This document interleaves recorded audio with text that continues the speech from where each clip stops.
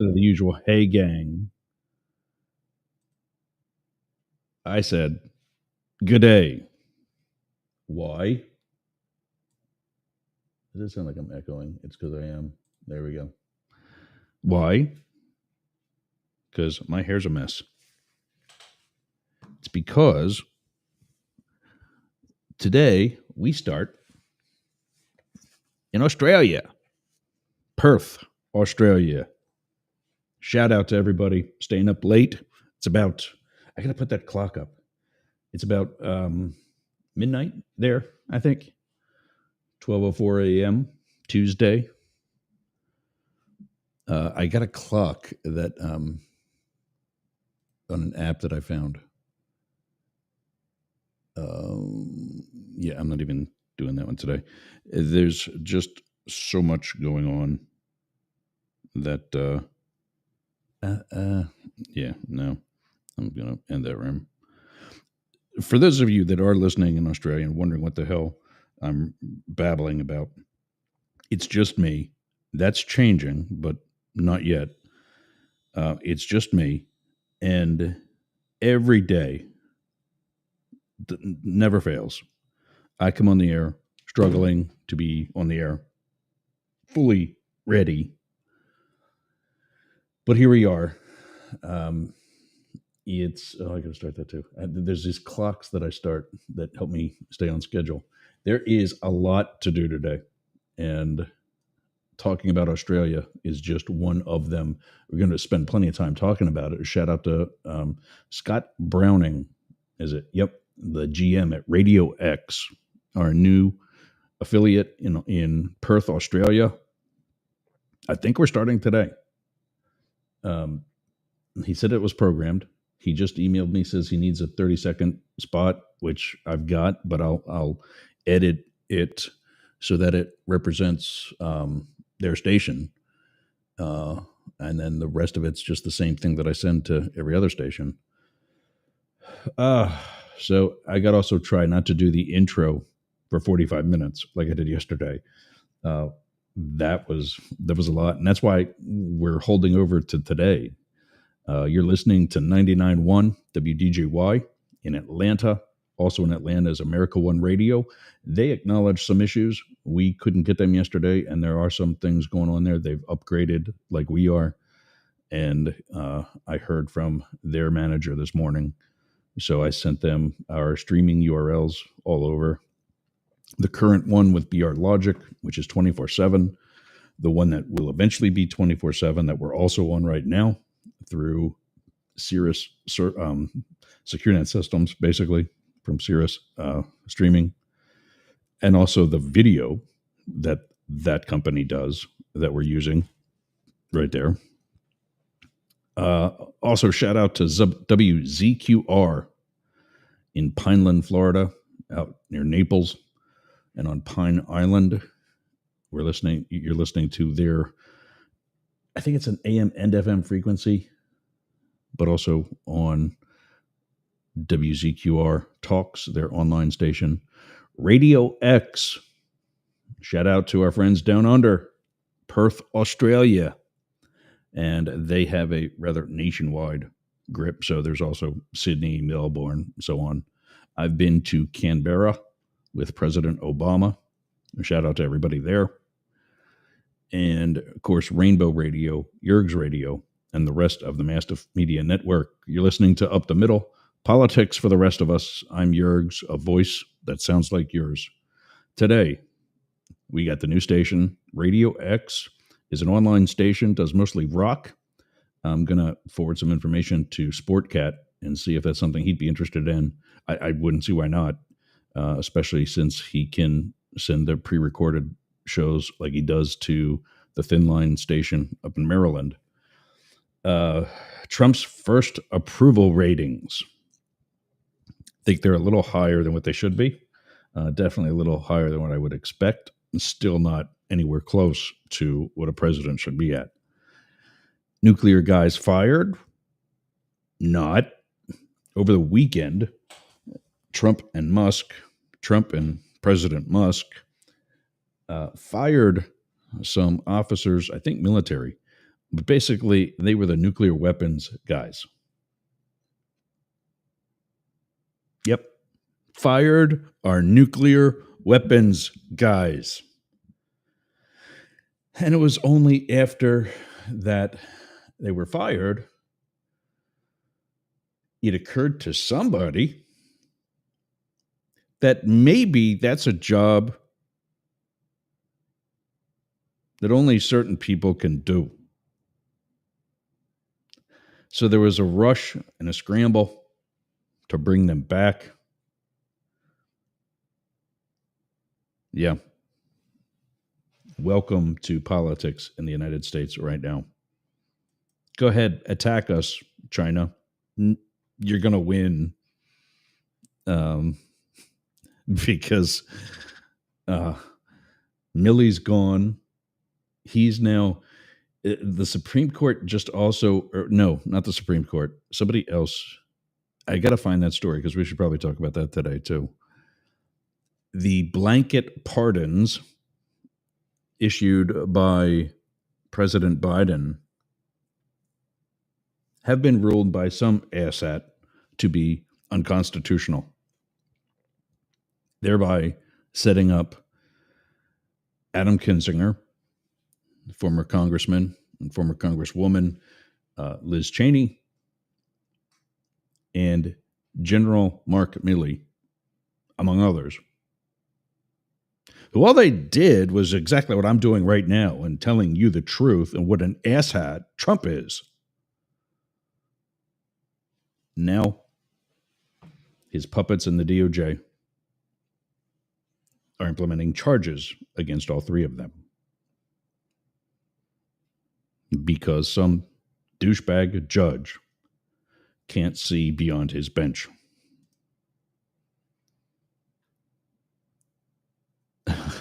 Ken, Superfan Ken, checking in as always, welcoming the Aussies as only he can. So Pence to the top. Former Vice President Mike Pence has surfaced to the top of the Democratic Party as being the most vocal critic of Trump 2.0, which isn't surprising considering that he's really never been a fan in the first place. But we'll talk about that as well.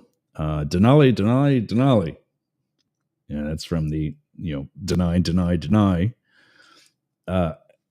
Trump has made them like he's tried to, or is trying to, or in some people's mind has renamed the Gulf of Mexico the Gulf of America. Because, I mean, after all, with control of both houses of Congress, he needs to have some accomplishment completed. Are you sensing some sarcasm there? With controls of both houses of Congress, something that should be rather easy, he still needs something that's, well, rather easy. So he's renamed the Gulf of Mexico the Gulf of America, which nobody with a brain has been recognizing. It's just his sheep, hicks, that can't spell America or Mexico because they put apostrophe M-E-R-I-K-A. They try to use as many K's as possible. That's a clue, too. But they've also gone back to calling Denali National Park Mount McKinley. First of all, Mount McKinley, like Trump, had one of the worst presidencies in history. So bad, the other thing that he and Trump have in common is that he was shot after his first term, just like Trump says he was shot after his first term. I'm not convinced. So, two Republican senators have introduced a bill formally and permanently naming the area Denali National Park, something that the locals in the region within, I almost said within Australia, within Alaska, call it anyway. Literally, nobody calls it Mount McKinley. White privilege. Clinton's back. That's referring to Hillary. And at least Sean Duffy, this new Secretary of Transportation, hopes so. Because for whatever reason, in a reference to taking SpaceX employees to see the FAA air traffic control headquarters, Hillary comes to mind. I don't know why that is. We'll find out. Governor Ferguson, we talked about this one briefly yesterday. We just decided we're going to push it to today. Governor Ferguson from the state of Washington pushes back on Trump in his efforts to try and work with the guy. You know, like politicians are supposed to when dealing with the opposing party, but is telling Trump that he's making things really difficult. Shocker. And then finally, if we get to it, the Dems look to 2028 already. I mean, not a bad waste, not a bad use of your time, I don't think. But that's what we in law enforcement call a clue. When the other party is already looking to unseat your ass. I think the first time we saw that was with Bush, with W. Hillary, among others. Sorry, my eyes are bothering me. I'm scratching. Hillary, among others, were the first to start running early. Like, she was, when I got to the detail in May of 2007, she was already campaigning, and that was not a secret. She was already running around the countryside at fundraisers, at this kind of meeting and that kind of meeting and what have you. And it was not a secret she was running for president. And it shouldn't have been. However, it was much earlier than traditionally started. Not that that was a problem at all. I'm not saying that it was not. You know, something she felt necessary to have done. But it was definitely a first.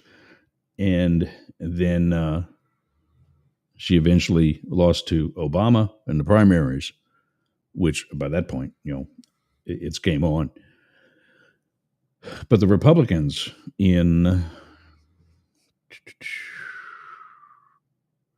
I don't think McCain started as early in 08, but then Romney was pretty soon out of the gates in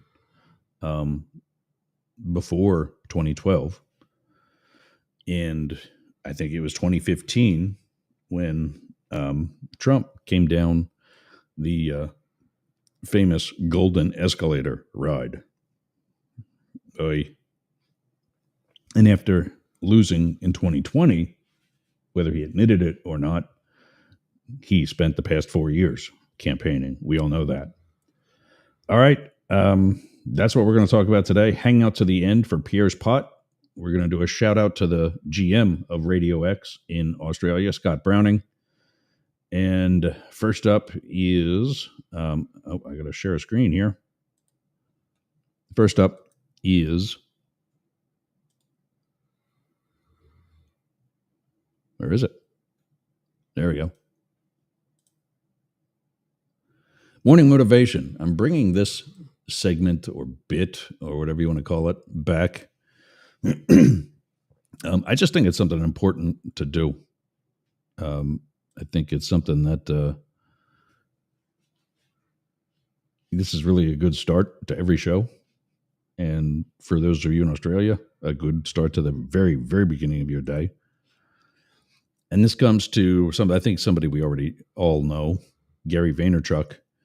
If you're not putting out relevant content in relevant places, are you hearing me? London, England, Perth, Australia, Toronto, Canada, another place we had listeners the other day, swing states, Las Vegas, Atlanta, and Chicago is on the way. We also just talked to Portland, Maine for a shortwave station. And apparently, if I'm getting their website right, as well as the email that I got back, they might have more than one frequency or channel as well, because he mentioned something about something. I don't know shortwave yet. That's why before I commit to that, I want to get on a call with them and have them, for lack of better terms, teach me, shortwave in a 5-minute lesson. So point being, we are putting out relevant content, the whole list of stuff I just gave you, in relevant places beyond just terrestrial radio, where the conservatives are, beyond just social media, where the progressives are. We're on both. We're on internet radio. We are not just in particular spaces geographically, but other very relevant places. We're being laughed at by our allies. I know, by the way, there's another shout out to, we had some listeners in Berlin, Germany the other day, which is why on the world clock that I keep, I've used the mixed feature, which allows you, the clock, when you add a city, it uses the format used by that region. So, for example, it's 11:20 a.m. here. It is 6 hours ahead. So it is 17:20 in Berlin, or what we would call 5:20 p.m. And Gary is telling us today, if you're not putting out relevant content in relevant places, you don't exist. We are still a relatively new show. I probably don't have the number of listeners or viewers that douchebags like Dan Bongino or I got to admit, ultimately, I'm not a fan. Rachel Maddow over on the far left. So I'm still getting over being sick. And it just sneaks up on you. Rachel Maddow over on the far left. Benny Johnson here in Tampa. I might not have a network behind me. I might not have some fancy studio. I mean, I'm in a construction site right now. Look at this. For those of you who are trying to figure this out and maybe actually using the video, those are bare walls right there. Those are studs behind me where the wall was ripped away. There's a hole in the door over there for a closet. That black rod used to be in my home studio with lights hanging from it. Right now, I'm sitting by a window so that I get any light on me, and it's actually a little too much. But this house was destroyed by Hurricane Helene. But I'm still going. So when we talk about relevant places, it may not necessarily be a professionally done studio like I used to have. It's your headphones. It's your car ride.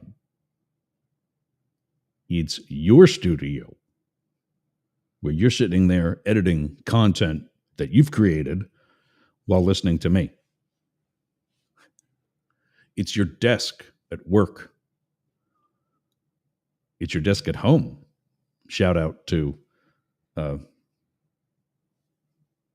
Deb Williams' brain. Oh, God, I'm just feeling stupid today. Ken. Oh, to hell.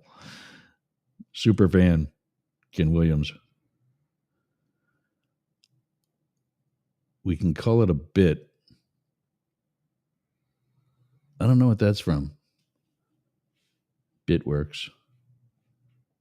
Explain that one for me, Ken.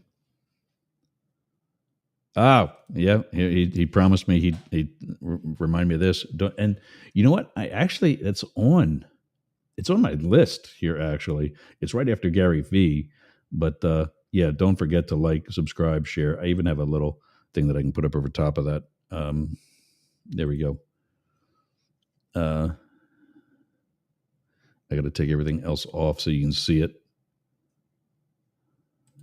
But yeah, thanks for the reminder, Ken. Don't forget to like, subscribe, share. Tell everybody what we're doing. This is Up the Middle, politics for the rest of us. There it is. Okay. You got the like things. I'll take them down now. But Gary V says that if you're not putting out relevant content in relevant places, you don't exist. That's not to say that you don't put out the odd, this has nothing to do with what I usually talk about type of video, because we're finding that when I put out like a lifestyle type video, me walking the dogs, who are both snoring right now. For those of you on video, I got to show you this too. They're in the same dog bed. She usually uses his butt as a pillow. I've got a male Italian Mastiff, also known as a Cane Corso, and I think she is an American Terrier because she looks like a pit bull, but like a small pit bull and a skinny pit bull. And that's what my brother has had since he's had a job, really. And his wife's brother has them now too. So do I. Both very smart dogs. But I'm seeing that you guys like when I put videos out on social media, relevant to them as well. So it's not all politics. And that's what actually gets us new political followers, is when they see, other new people see that content because they're fellow dog lovers. And then they realize we're also fellow political junkies. And so they check in. So we are not going to get to all this stuff today. It's already 11:26 here, 8:26 on the West Coast. That would be 12:26. I'm doing it over there in Australia, at least in Perth. Let's see, 3:26 on the East Coast of Australia. Not bad, huh? 99.1 WDJY, America One Radio in Atlanta, WZQR in Pineland, Florida, Radio X, Perth, Australia, and the rest of the Mastiff Media Network. Got to take a break, and we'll be back right after this. What are you doing later? I'll tell you what I'm doing. I'm going to the gym, but not just any gym. Momentum Fitness and Wellness.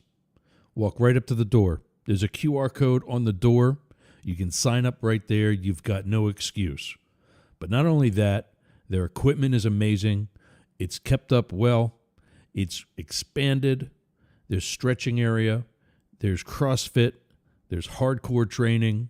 A dedicated area for stretching, dunk tanks, sauna, everything you need to get that Hernando beach body or keep your Clearwater beach body. You can train with your shirt off, you can scream, you can yell, and you won't be intimidated either. Go to Momentum Fitness and Wellness on US 19 in Bayonet Point, Jasmine Estates. Build the momentum.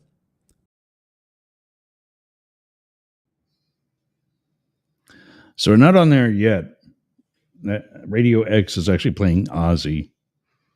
So I got to do some other stuff for him. So I wasn't really thinking it was going to happen today.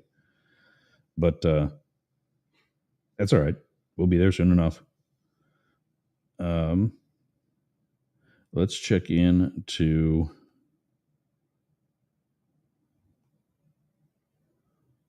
let's check into the video. Video. Spinning. There we go. Yep. Okay, so the video is working. Live feed's there. I want to check America One Radio. They were having an issue. Let's see if they're.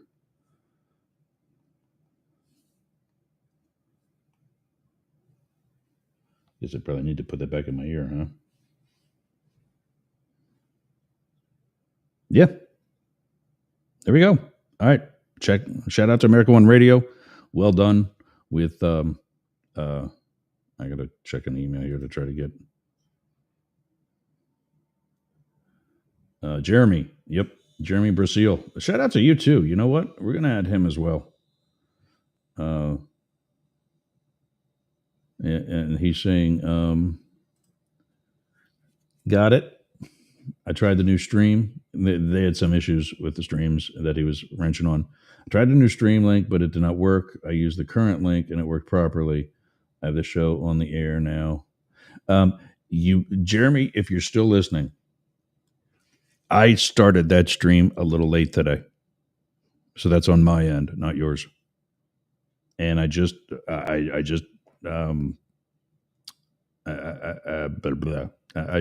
tested the video feed, so there's no reason why the other one shouldn't be working too. WBCQ is the shortwave station up in, I think it's Portland, Maine. They're up in Maine. I know that. I think it's Portland. He says we're listening now. Awesome. We are talking with them. I said earlier at the beginning, we're talking with them to try out shortwave. I got to learn more about it. And like so many of the stations, this is called brokered radio, where as the producer of the show, I buy the airtime. Where a network would be paying for that, and they charge sponsors, which is what we're starting to do. Now that we're on this much bigger network with much better reach, we can actually begin that process to bring folks like that on. Listenership varies on the shortwaves. At any time, thousands of listeners are tuning in worldwide. There are no specific ratings for shortwave radio. BBC estimates there are billions of shortwave radios worldwide. There have always been listeners, most of WBCQ listeners from North America, mostly U.S. based. Fine for us. I just got to learn.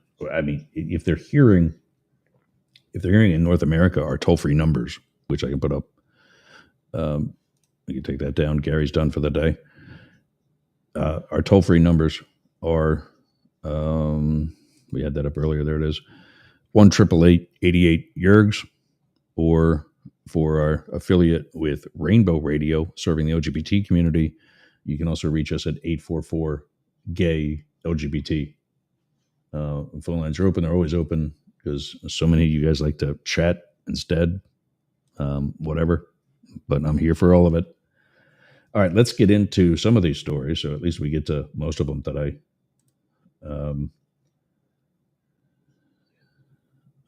We're dealing with some trash that was thrown out front, and the code compliance officer, time of inspection that I received an email from the case number for. Okay, I have no idea what that is. Just that he received a email with the case number for Public Works. Okay. I told you a couple of seconds ago about Hurricane Helene. What we all did every time a hurricane devastates this area is we gut our houses, throw that waste out on curbside, and the county and the state bring contractors in to come and collect it and get rid of it.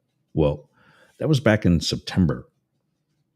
October, November, December, January, now into February, 4-5 months later, there's still people putting trash, essentially is what it's becoming now, out by this one spot in the empty lot right next door to me. And some other neighbors and I are noticing that it's actually garbage now, things that should not be thrown out at this point 5 months later.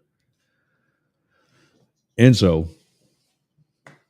it's time to get this dealt with. And now we had a huge windstorm the other day. It's all blown all over. Another neighbor and I spent time collecting trash that had blown all over the place. It's all over the place again. So this looks like Public Works is going to come get it. And then my suggestion was some sort of message to the people on this street. We're done. Now we're going to start looking for witnesses. And I know where some of it came from. And I told them, I'm like, this isn't that hard. We're not dumping anymore. But these people don't even have garbage collection. So they think they can work it in there. And that's got to stop. All right. Do you want to actually finally talk about politics? Let's do it. And if we go over today, we go over, some of these stations are programmed to cut us right at noon Eastern after our 60 minutes. Make sure that you're aware where you can catch us after the fact, so that you can join us. You can join us. There it is. On this Yerg's radio or wherever, and you can keep up. I'll say when we go beyond the entire 1 hour show today. We are in the process, by the way, of developing 2 hours a day, 5 days a week. It's just, look at what we're doing. We're growing with audience. We're growing in markets. We're growing. So we'll be able to fill those 2 hours. And as a retired old man from my first career, got to fix the hair again. As a retired old man from my first career, I got nothing else to do. Remember that one of the stations that airs this show is my own. Two of them, actually, Yerg's Radio and Rainbow Radio. And I've got plenty to do for both of them.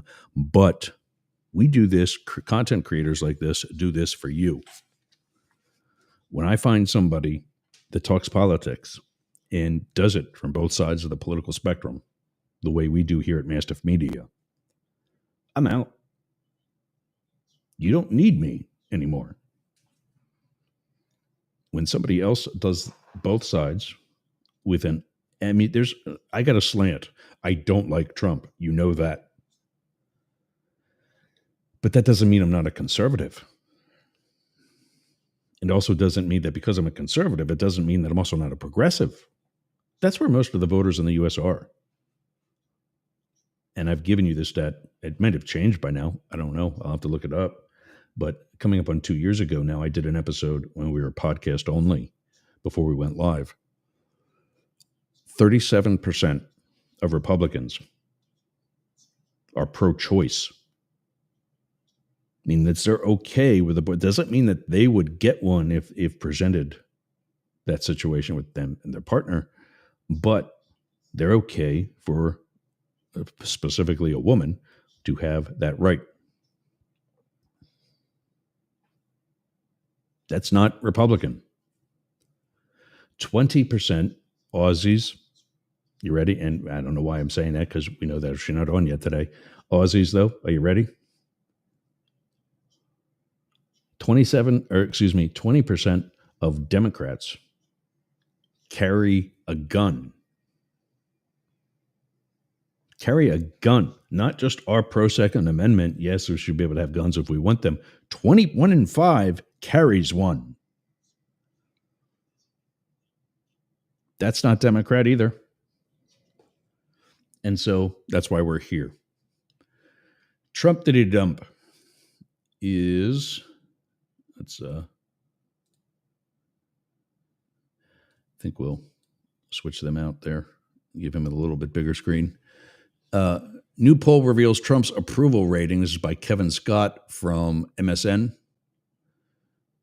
Where are we at? Oh, that might have been, I might have to click on that. Let me go back.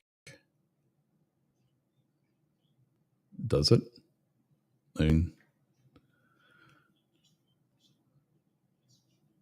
Okay, there we go.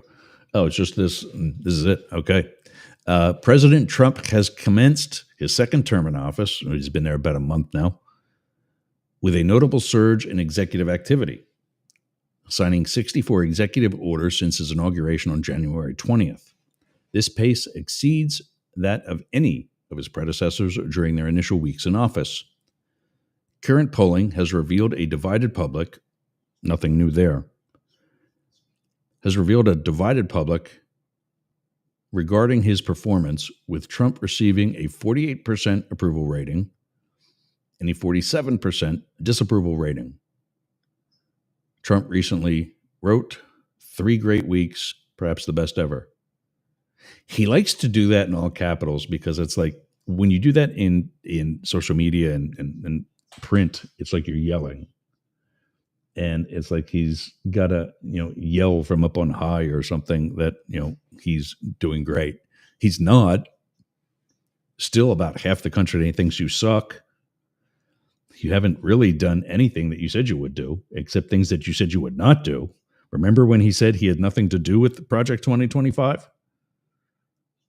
Yet we're furthering abortion laws. We're furthering deportation of people that have done really nothing wrong except cross a line. There's a Trump supporter that I saw, and when I see these videos, I got to do better of I'm doing better with like notes and such to bring to the show. But I saw this video of this guy crying because ICE came and took his wife. She's been here for years.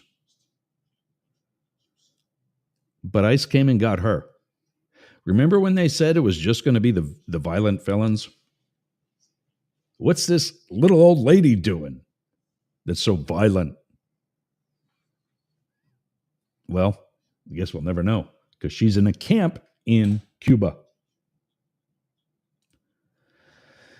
Yeah. All right. So there's Trump that he dumped. Doge, Trump administration tries to bring back the fired nuclear weapons workers in Doge reversal. Yeah, there's a face that we're probably going to see a lot. A confused one on, I don't know what this look was the other day when they did that thing in the office. First of all, when you're sitting in a chair slumped over like T-Rump was, and you got this guy literally standing over you, tell me, folks across the pond in Britain, in the UK, listening on the UG.media, tell me, folks in Australia, tell me, Americans, does that look presidential? Does that look like you're dominating? Looks like he is. That tool bag and his 4-year-old that was really dominating. Matt didn't think that the 4-year-old was saying the things that he was supposedly saying. I think 100%. What do you think he's going to be whispering to Donald Trump?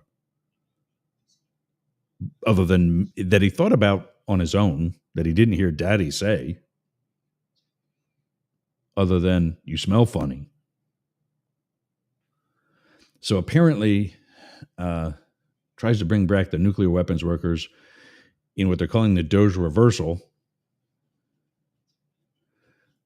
The Trump administration has halted the firings of hundreds of federal employees who were tasked with working on the nation's nuclear weapons programs, in an about-face that has left workers confused and experts cautioning that Doge's blind cost-cutting will put communities at risk. Didn't I just say that to China?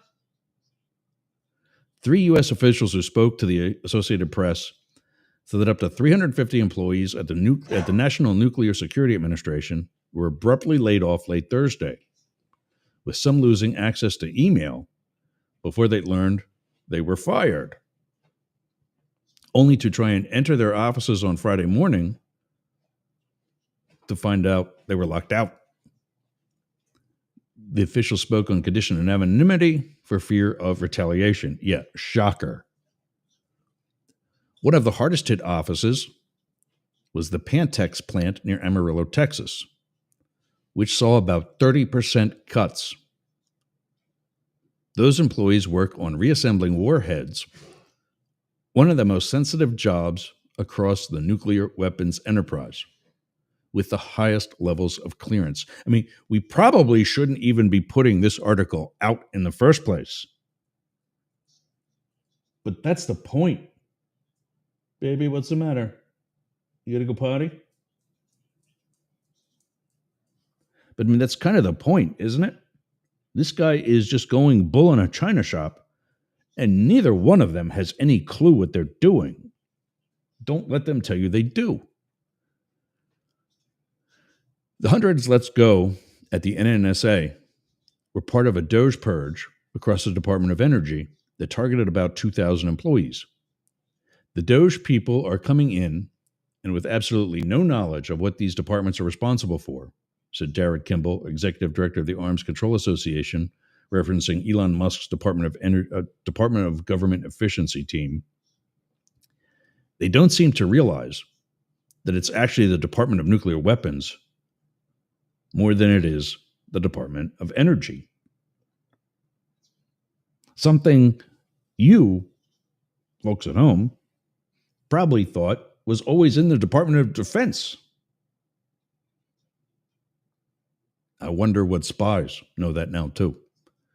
By late Friday, the agency's acting director, Teresa Robbins, issued a memo rescinding the firings from all but 28 of those hundreds of fired staff members. This letter serves as formal notification that the termination decision issued to you on February 13th, 2025 has been rescinded effective immediately, said the memo, which was obtained by the Associated Press. The accounts from 3 officials contradicted an official statement from the Department of Energy, which said fewer than 50 National Nuclear Security Administration staffers were let go, calling them probationary employees who held primarily administrative and clerical roles. But that wasn't the case. Shocker. The firings prompted one NNSA senior staffer to post a warning and call to action. This is a pivotal moment. We must decide whether we are truly committed to leading on the world stage or if we are content with undermining the very systems that secure our nation's future. Deputy Division Director Rob Plonsky posted to LinkedIn. Cutting the federal workforce responsible for these functions may be seen as reckless at best and adversarially opportunistic at worst. While some of the Energy Department employees who were fired dealt with energy efficiency and the effects of climate change, issues not seen as priorities by the Trump administration, many others dealt with nuclear issues, even if they didn't directly work on weapons programs. This included managing massive radioactive waste sites and ensuring the material there doesn't further contaminate nearby communities. That includes the Savannah River National Laboratory in Jackson, South Carolina, the Hanford Nuclear Site in Washington State, where workers secure 177 high-level waste tanks from the site's previous work producing plutonium for the atomic bomb.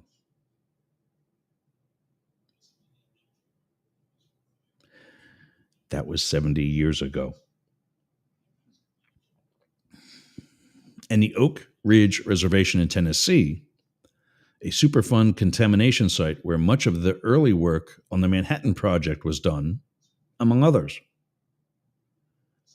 U.S. Rep. Marcy Kaptur of Ohio and U.S. Senator Patty Murray of Washington, both Democrats, called the firings last week utterly callous and dangerous. The NNSA staff, who had been reinstated, could not at all be reached after they were fired, and some were reconsidering whether to return to work, given the uncertainty created by DOGE. Many federal employees who had worked on the nation's nuclear programs had spent their entire careers there, and there was a wave of retirements in recent years that cost the agency years of institutional knowledge. I have a source in the government who said that there is about 30% of the entire federal workforce. Oh, mate, you okay, buddy? About 30% of the entire federal workforce that's due to retire this year. I've got to call into the Office of Personnel Management to actually confirm that. Whether that office has been taken over by the Doge people already, we'll find out. But it's now in the midst of a major $750 billion nuclear weapons modernization effort, including new land-based intercontinental ballistic missiles, new stealth bombers, new submarine-launched warheads. In response, the labs have aggressively hired over the past few years. In 2023, 60% of the workforce had been there 5 years or less. Edwin Lyman, director of the Nuclear Power Safety at the Union of Concerned Scientists, said the firings could disrupt the day-to-day workings of the agency and create a sense of instability over their nuclear program, both at home and abroad. He went on to say, I think the signal to U.S. adversaries is pretty clear. Throw a monkey wrench in the whole national security apparatus and cause disarray. That can only bend the adversaries of this country. Well done, Felon Musk. Well done. Mike Pence has emerged as one of the few Republicans willing to challenge Trump 2.0. And keep in mind, those who have are not Republicans anymore. There he is. I'm not sure exactly when. He was not at the inauguration. That might have been Jimmy Carter's funeral, because he was at that. The photo credit is by Jacqueline Martin Trump Pence, so maybe it's a campaign stop from 2020. His group spent nearly $1 million on ads opposing Robert F. Kennedy, Donald Trump's picks for lead the nation's health agencies, Health and Human Services to be exact, who's been confirmed. He's delivering speeches urging the president to stand with longstanding foreign allies and lobbying members of Congress while aides write letters and opinion columns. This weekend, he posted an article he penned more than a decade ago on the limits of presidential power after Trump claimed that he who serves his country does not violate any law. Do you know who said that? Do you know who said that? General, or at that point, actually, Emperor Napoleon Bonaparte is the one who said, he who serves his country does not violate any law. A dictator said that. Do you now, for those of you, and I know many of you know, but many of you didn't want to believe that I said back in 2017, when I was still in the Secret Service, and back in 2021, when fortunately he was out of office, and I retired and did my damnedest to keep it that way, he doesn't want a second term. He wants a third term. And he doesn't want to leave. He had to be taken out of the White House back in 2021 when he refused to go to Joe Biden's inauguration.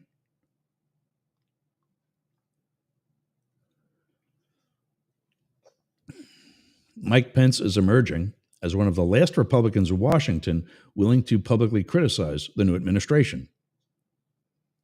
It's an especially jarring role for the former vice president, whose refusal to break with Trump defined their time together in the office until the two had a falling out over Trump's refusal to accept the results of the 2020 election and his efforts to remain in power. Pence and those who work with him at Advancing American Freedom, his political advocacy group, stress they are not looking to take on the Never Trump mantle.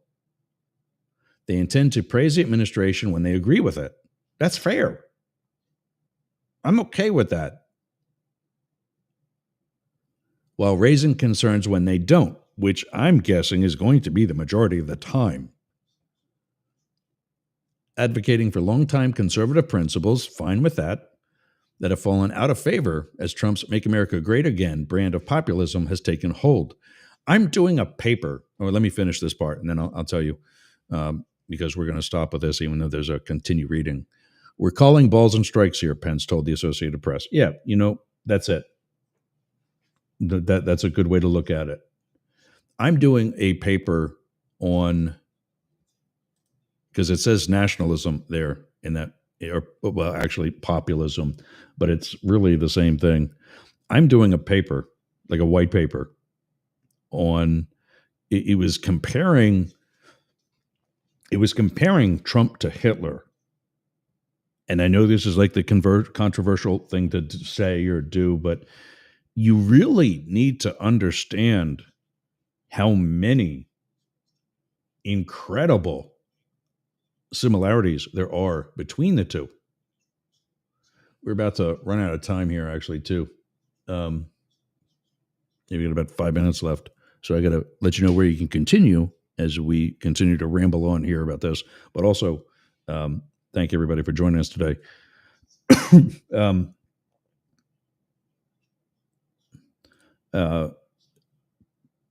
Lord Elon Palpatine. That would make Trump Darth Orange. Darth Orange. Yeah.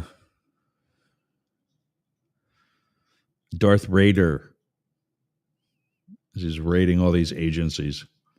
The photos from the funeral. Yeah, I thought so too.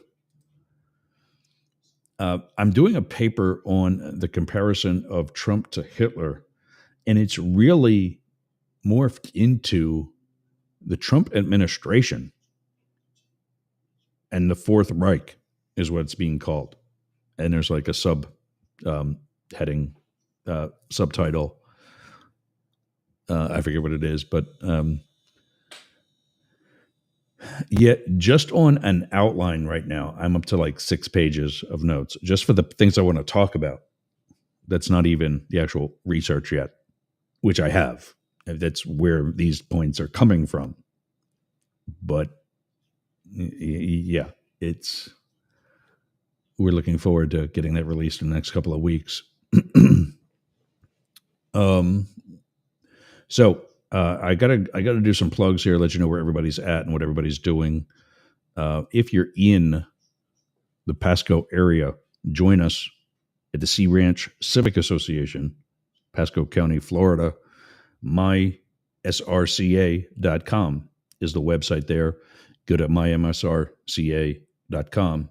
Join up. It's a good association. I'm a member of it. And they did a lot of taking care of us during the results of the storm and the aftermath. Helped with cleanup. They helped feed us. They helped get FEMA in here to get these trailers where we had laundry facilities, we had showers, bathroom facilities, and they actually, a bunch of them got together and actually made us meals every day. It was pretty awesome. DNR Studios, we're joining there. We're starting up there in the next couple of weeks. Go to dnrstudios.com and sign up for some of the shows that they've got. We will be the only political show on their network. My Monday counterpart, Jane Stahl, can be reached by checking out the website Studio BBB. That's 3 B's. StudioBBB.org. That's the art studio in our town that she manages. She's also the co-editor of Boyertown Area Expression.town.news. Boyertown Area Expression.town.news. And you can reach her there. Matt Deemer was running for Congress in the 7th District of Ohio. Unfortunately, not successful, but he's still with us. He's also the host of the Daily Crypto News. It's like the number 15 podcast on Apple, Daily Crypto News. Check that out if you're a crypto guy.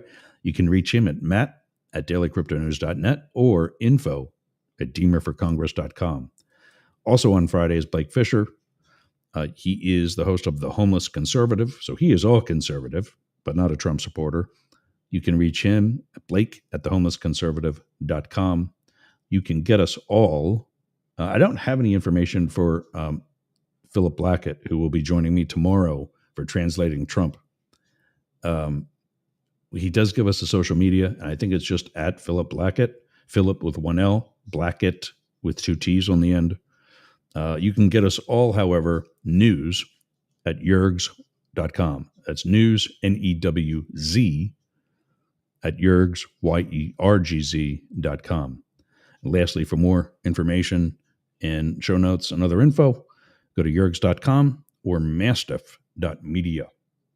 You can join us for the rest of today's show by switching over to yergsradio.com or going to mastiff.media and find out what social media accounts offer the video feed. All right, let's get back to the rest of these. I'm going to take a break real quick because I've got to piss like a racehorse. And for those of you on any of the terrestrial stations, we'll see you again tomorrow. If that cuts, if not, stay tuned. We'll get back to the rest of this right after this.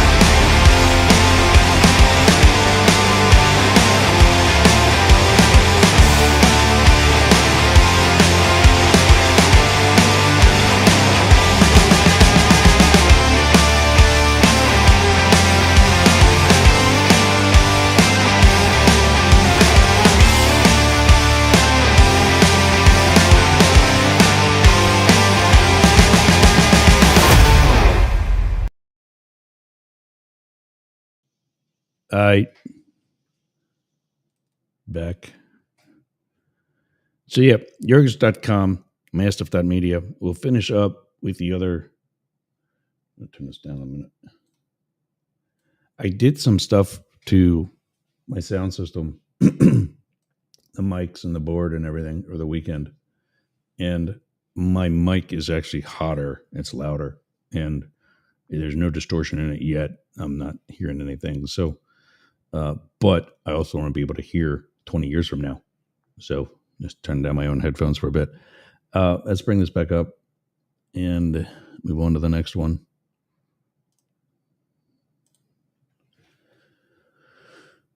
And this is the other one I told you about before. Alaska senators. Let's reverse that.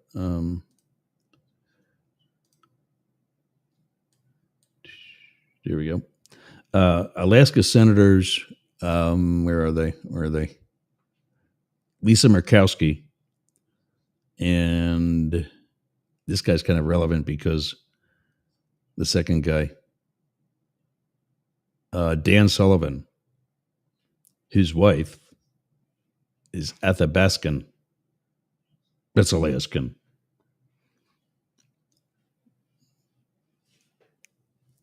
These people in Alaska, everybody, nobody calls it Mount McKinley.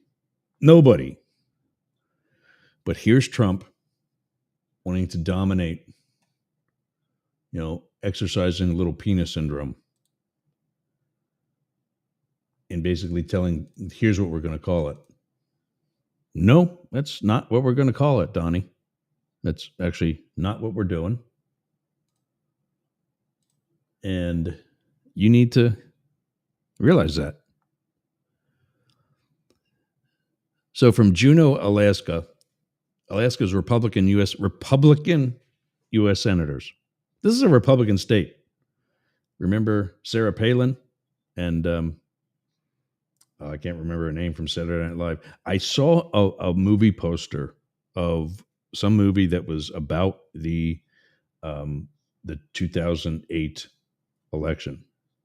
It was Sarah Palin as the vice presidential candidate with Arizona, John McCain. And I thought it was really Sarah Palin. The makeup on it and everything was so good. I thought, well, she's doing a documentary. No, that's a movie. Wow. So the Republican U.S. senators have introduced legislation seeking to designate North America's tallest peak as Denali, weeks after President Donald Trump issued an executive order calling the name to revert to Mount McKinley. U.S. Senator Lisa Murkowski, in a statement Thursday, said that in Alaska, the peak is Denali. Once you see it in person and take in the majesty of its size and breathe its cold air, you can understand why the Cayucan, well, I got to learn these Alaskan, Cayucan Athabascans refer to it as the Great One. The issue isn't a political issue. Alaskans from every walk of life have long been advocating for this mountain to be recognized by its true name. The bill introduced by Murkowski and co-sponsored by Alaskan Senator Dan Sullivan, whose wife is Athabascan. Trump, on his first day in office last month, signed an executive order to rename the iconic 20,310-foot 6,190 meter mountain in Denali National Park and Preserve for McKinley, saying a 2015 decision by the Obama administration to recognize the peak as Denali instead of Mount McKinley was an affront to President McKinley's life, his achievements, and his sacrifice. William McKinley, the 25th president, hailed from Ohio and never visited Alaska. But a prosecutor dubbed the peak Mount McKinley in 1896, the year McKinley went on to be elected president. The name was formally recognized by the U.S. government until 2015, when Obama's Interior Secretary Sally Jewell announced the renaming of the peak to Denali in recognitions of the traditions of Alaska natives and the strong support of the people of Alaska. You know, the people who live there. I don't understand why this is so hard.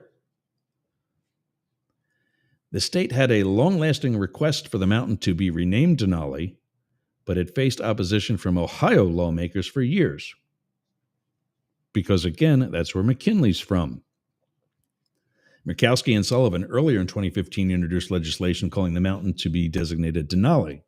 During Trump's first term in 2017, the senators pushed back when Trump brought up the idea of having the peak's name revert to Mount McKinley. Earlier this month, the Alaska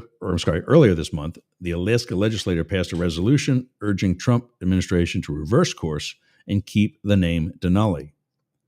J. Elizabeth Peace, a spokesperson for the U.S. Interior Department, by email last Thursday, said that the agency doesn't comment on proposed legislation.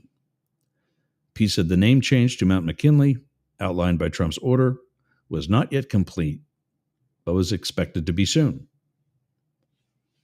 Joe Plesha, a Murkowski spokesperson, said by email Thursday the bill would not block the order from taking effect, but instead would seek to reverse it. Block it. Block the order. Republicans need, this is just one area. If you let him do something stupid like this, and it's not stupid to the people of Alaska, and that's not what I'm saying. He's doing this because he needs an accomplishment. Nobody down here cares what that mountain's called,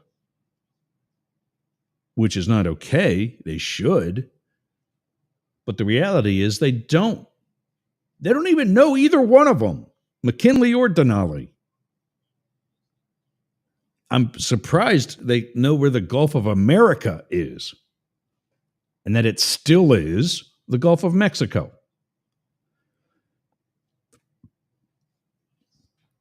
Block it. We need to stand up to this guy who's doing things just willy-nilly. Sean Duffy brings up Clinton while noting SpaceX workers will visit Air Traffic Control System Command Center. Oh, there he is. Let's watch. How long is this? I'm not watching Sean Hannity for 4 minutes. I'll punch my monitor. SpaceX workers will visit the Air Traffic Control System Command Center on Monday. Transportation, this was yesterday. Transportation Secretary Sean Duffy noted in a Sunday post on Twitter, we don't call it X here, Twitter, in which he also mentioned former Secretary of State Hillary Clinton, with whom he recently engaged in a social media spat. America deserves safe, state-of-the-art air travel, and President Trump has ordered that I deliver a new, world-class air traffic control system that will be the envy of the world. Let me tell you something there, Mr. Secretary. The rest of the world, literally the entire rest of the world, already flies commercial aircraft by GPS. Everybody. Malaysia Air, who lost their plane over the Gulf of, or the Indian Ocean a couple years ago, uses GPS. Everybody uses GPS, except the United States. Because God forbid we cut back on the number of air traffic control people putting out a signal on radar to fly with.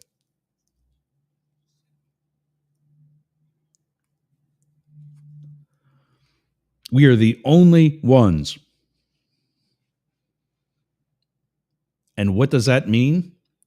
When you fly by GPS, you get airborne, you start traveling at a heading that your destination will be at when the Earth stops spinning and you touch down.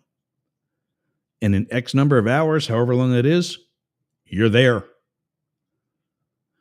Now, going from Miami to Boston, you fly out of Miami, following a signal to Fort Lauderdale, then up to Jacksonville, then to Atlanta, to Richmond, to D.C., to Philly, to New York. You connect the dots.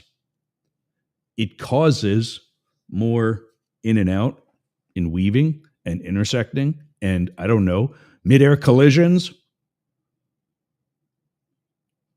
than what we want.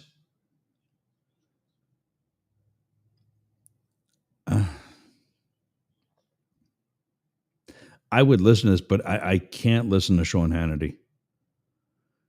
He's just such a self-righteous asshole. And I know we're not on terrestrial stations anymore, so I can tell the truth.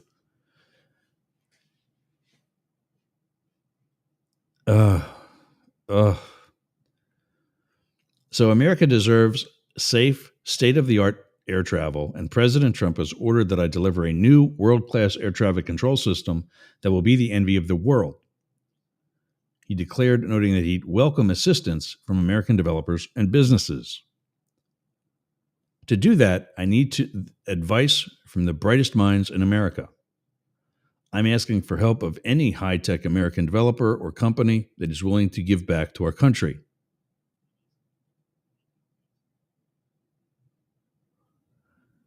Tomorrow, Members of Elon Musk's SpaceX team will be Elon Musk's SpaceX team. Didn't he say in that White House thing, that supposed press conference, when he was asked if he would recuse himself from the Defense Department because of the fact that SpaceX has $34 million worth of contracts, that he's not SpaceX? The contracts are with SpaceX, not him. Yet here we have the secretary, one of the people helping with those contracts, members of Elon Musk's SpaceX team will be visiting Air Traffic Control System Command Center in Virginia to get a firsthand look at the current system. Learn what air traffic controllers like and dislike about their control tools, current tools, and envision how we can make a new, better, modern, and safer system. This is the story actually about him and Hillary, so we'll pop that open real quick. Of course, Fox News is the one reporting it. Sean Duffy tells Hillary Clinton to sit this one out after she chimes in on his Doge announcement. Elon Musk said Doge will seek to make rapid safety upgrades to the air traffic control system. Transportation Secretary Sean Duffy announced that the Department of Government Efficiency will work on upgrading the aviation system, and then fired back at former Secretary of State Hillary Clinton after she weighs in. Big news. Talk to the Doge team. They're going to plug in to help upgrade our aviation system, Duffy noted Wednesday in a post on Twitter. Clinton chimed in, tweeting, "They have no relevant experience. Most of them aren't old enough to rent a car, and you're going to let them mess with airline safety that's already deteriorated on your watch." Boom. Yeah. Yeah.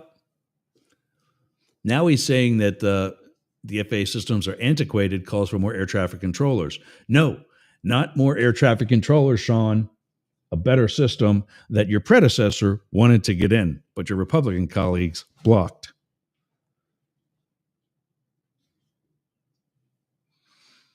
I got the best dogs. Duffy fired back at Clinton, the Democrat who lost the 2016 presidential election to Trump. Madam Secretary, with all due respect, experienced Washington bureaucrats are the reasons our nation's infrastructure is crumbling. No, that's actually not true. You need to sit this one out. The back and forth continued, with Clinton against taking issue with Duffy's plans. U.S. Airlines had gone 16 years without fatal crashes, she wrote. Then MAGA fired the FAA chief. This is all true. She's not making this up. Then MAGA fired the FAA chief, gutted the Aviation Security Advisory Committee, and threatened air traffic controllers with layoffs. Now there have been 2 fatal crashes. Hope your unvetted 22-year-olds fix things fast. Boom. But Duffy responded again with a lengthier post. I guess if it's longer and if we, keep talking about more shit, his people will eventually believe it, which is usually how it works. I know you're lashing out because Doge is uncovering your family's obscene grifting via U.S. aid, but I won't let you lie and distort facts. Those aren't distorted. Those are very accurate. The FAA administrator announced he resigned over a month before Trump took office, and the air traffic controllers were always exempt from Trump's civil service buyouts. That's not true. Duffy said the Biden administration shamefully used U.S. DOT as a slush fund for the Green New scam. Also not true. Throwing away money rather than updating the nation's antiquated air traffic control system. Pete Buttigieg wanted that upgraded, and the Republican Congress blocked it. I'm returning this department to its mission of safety by using innovative technology in transportation and infrastructure, Duffy wrote. Your team had its chance and failed. We're moving on without you because the American people want us to make America's transportation system great again. And yes, we're bringing the 22-year-olds with us. Great move, moron.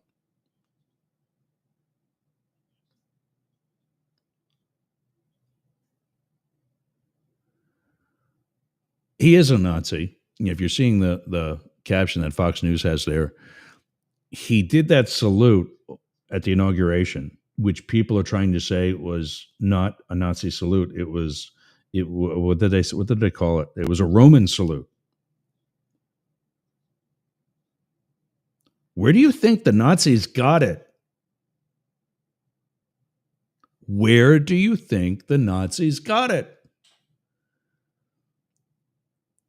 The Third Reich is what? I told you this earlier this week or last week. I forget when I counted all three of them down for you. Well, just go back. The First Reich was the Holy Roman Empire, who also used swastikas. That's where it's the same thing.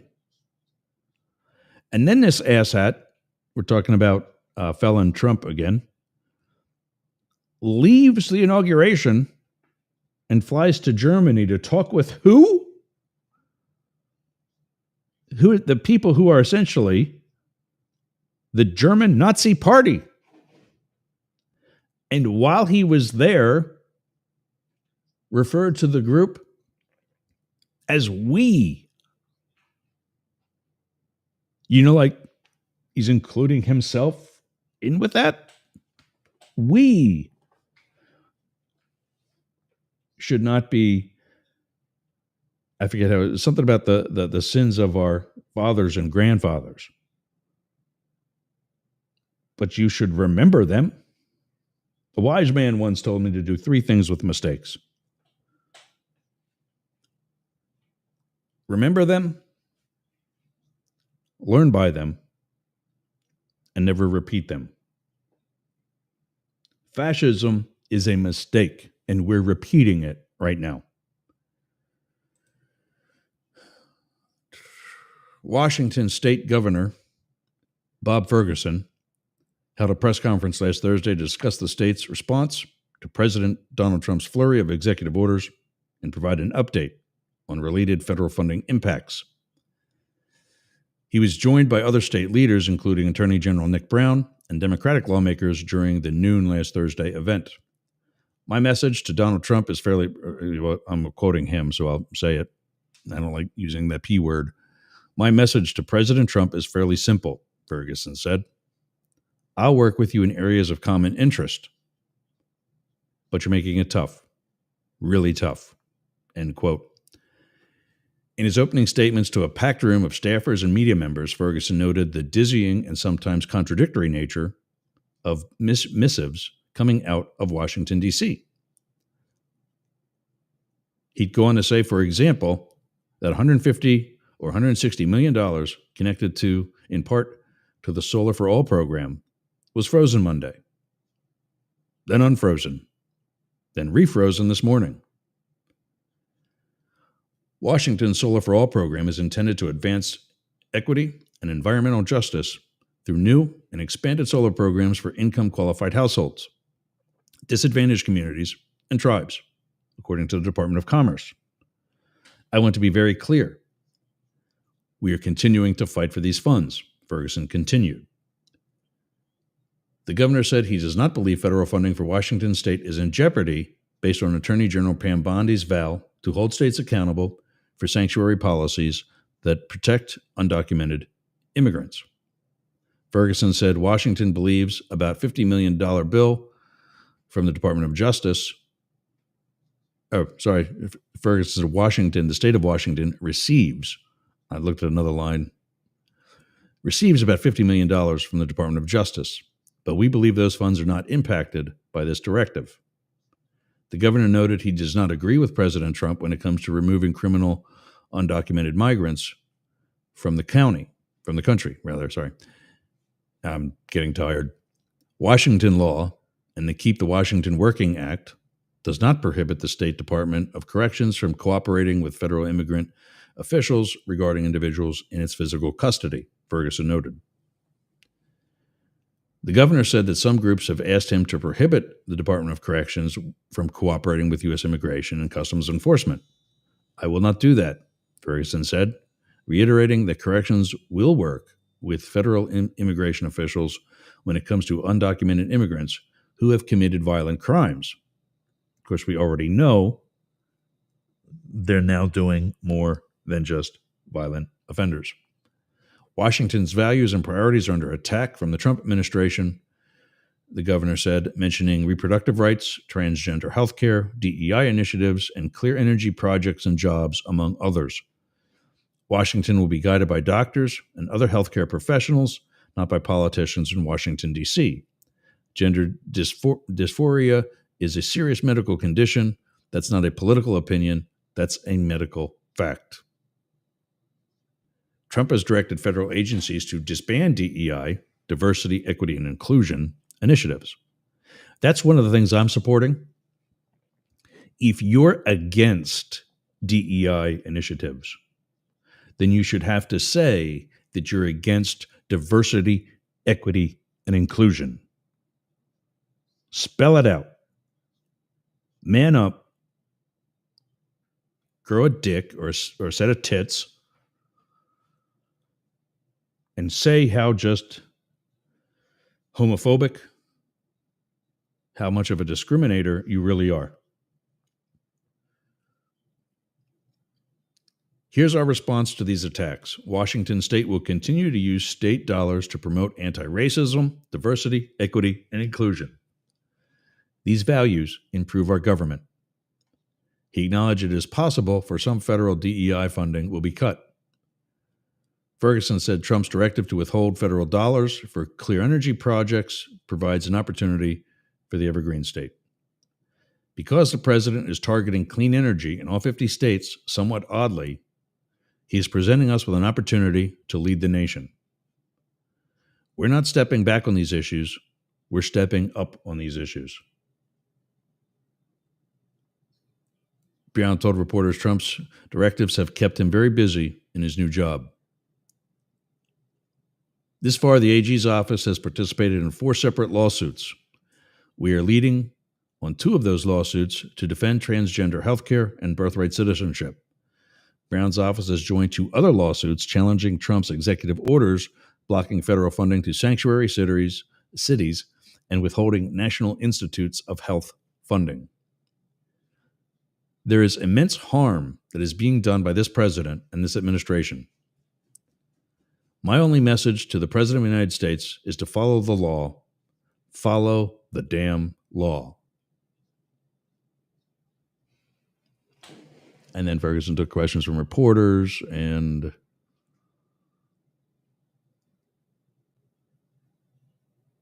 Ferguson said they won't be hyper-focused on Trump, but at the same time, we're moving our state forward. Democrats in 2028 polls. We're still following these damn polls. Let's see what this has to say. I'm actually wanting to see this for some stupid reason. As the presidential race, okay, we can mute that. As the presidential race, 2024 presidential race draws to a close with Donald Trump victory, that could well signal a realignment of the American electorate. Okay.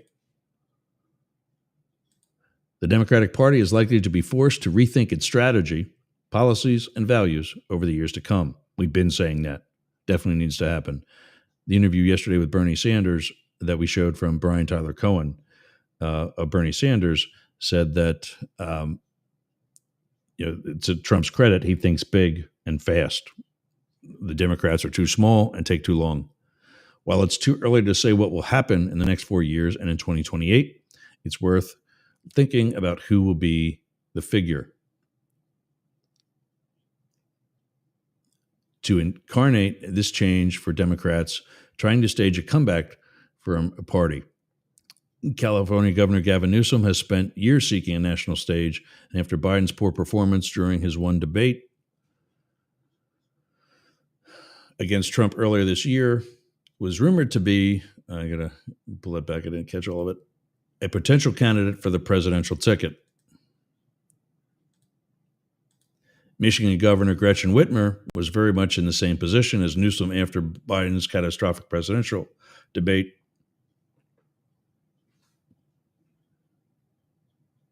Maryland Governor Wes Moore, the third black governor to be elected in the country, was a fierce defender of Biden after the debate, trying to galvanize black voters to vote Democrat. Pete Buttigieg, former naval officer and one of the Democratic Party's biggest and brightest young stars, has been considered the most influential figure in Joe Biden's cabinet. A well-beloved figure in crucial battleground state, Josh Shapiro, Pennsylvania, could also represent a strong candidate for the 2028 presidential election. He's the governor of Pennsylvania. I don't know if it's going to say that, but that's where he's at. Illinois Governor J.B. Pritzker, a billionaire who is heir to the Hyatt hotel empire, could easily fund a campaign for the White House.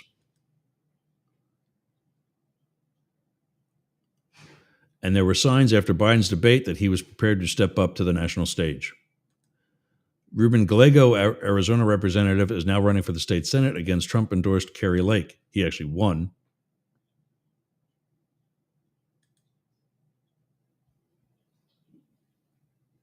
Kari Lake lost again. And so that's those. I think there's finally, these people need to continue making a national name for themselves. They come out of, they're known in whatever little dinky little market, and that's Meetup. That's what I got to work on later. All right. They're known in whatever dinky little market, and they think that makes them known on a national stage, and they're not. Time for lunch. Yeah, we're definitely 12:30. All right. A little over today. Got some good info out. Check out whatever. That's who it was. Tina Fey was Sarah Palin for Saturday Night Live. Yep. Who looked like Sarah Palin. And the particular poster I'm referring to, it's the one where Woody Harrelson was in it too. I don't know. I don't know if he played. I don't know if he played McCain or who he was, but I never saw it, but apparently it was a really good movie.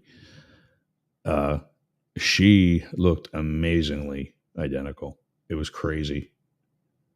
I mean, it's like, I think when she was on Saturday Night Live, they intentionally didn't make her look as close, so you could kind of tell it was still Tina. But this poster was smack. Wow. All right. Let me go over those plugs one more time in case you missed them half an hour ago. Let's see. If you're in the Pasco area, join the Sea Ranch Civic Association in Pasco County, Florida by going to mysrca.com. That's the Sea Ranch Civic Association, Pasco. Also, I think I missed this in the last one. The Capitol Switchboard is area code 202-224-3121. Call your senators, call your reps, tell them that this Doge stuff and these 22-year-old punks has got to stop. It's not safe. DNR Studios, we're starting there later this month, beginning of next. I got to start plugging some of the others too, like Radio X and WBCQ. I mean, we're not starting at BCQ yet. We're still in talks, but figure out what they're offering and what we can get and so on. Studio BBB is where you can get Jane Stahl. Go to studiobbb.org or the Boyertown Area Expression by going to boyertownareaexpression.town.news. And also check out some stories about our hometown. I'll be writing a feature about loving your job and putting that in. They'll be putting that in the next couple of weeks. What's next? You can reach Blake, from the host of The Homeless Conservative, by checking out thehomelessconservative.com or writing him, Blake, at thehomelessconservative.com. Matt also joins us on Fridays.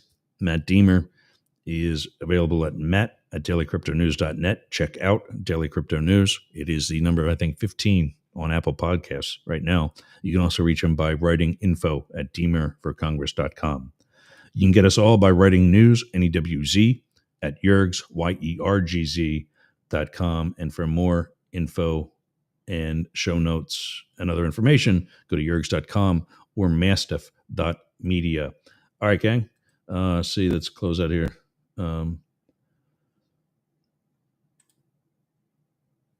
Game Change movie. Is that what it's called? Game Change. And then he's got a link for the whole thing's not on there. Actually, it is. That's the whole link there. Title TT 1848902. I think it's probably all you really need to search. But yeah, Tina Fey on IMDb. You'll find it there as well. All right, everybody. Great show, great news today. And we'll see you tomorrow for Translating Trump. Philip Blackett joins us. If he was sick last week, I was sick the week before. He was sick last week. So we'll see. I'll see how he's doing right now. But don't forget, I'll be here regardless. 2 hours tomorrow, starting at 11 a.m. Eastern, 8 Pacific. Up the middle, Translating Trump, politics for the rest of us. That's it for today. Yeah, it's time to get some iced tea or something. Well, that's it for today. Thanks for getting off the porch and running with the big dogs and going up the middle. We'll see you tomorrow.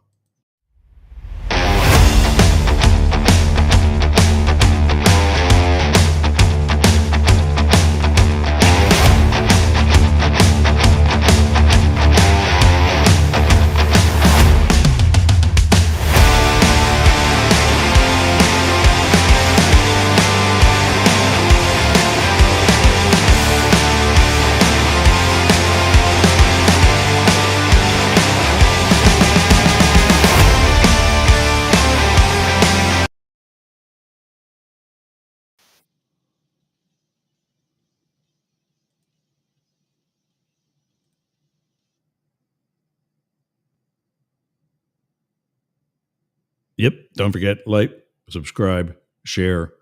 Everybody, tell somebody else about this. Bring them on tomorrow. And let's continue the discussion about T Rump and company. See you tomorrow.